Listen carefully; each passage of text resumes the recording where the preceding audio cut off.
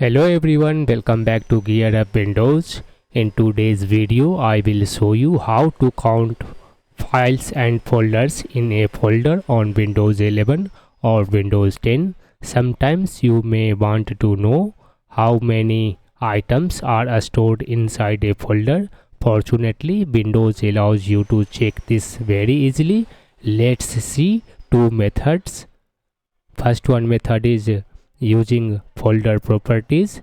For that, open File Explorer by pressing Windows E or click on the Start button and select here File Explorer. After that, navigate to the folder you want to count files and folders. Select it by clicking on it and then right click on it and choose here Properties option. Beside Contents, you will see the number of files as well as number of folders. Next one method is through pressing Ctrl A. For that, open the folder in a File Explorer by pressing Windows G or any other method you use. Now press Ctrl plus A keys on the keyboard to select all items inside that folder.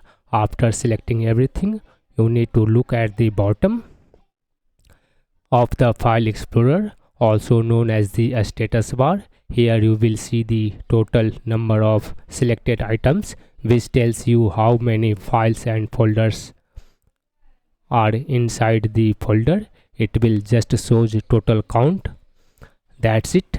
These are two simple ways to count files and folders in a folder on Windows 11 or Windows 10. If you found this video helpful, don't forget to like the video and subscribe to the GearUpWindows channel for more helpful Windows tips and tutorials. Thanks for watching.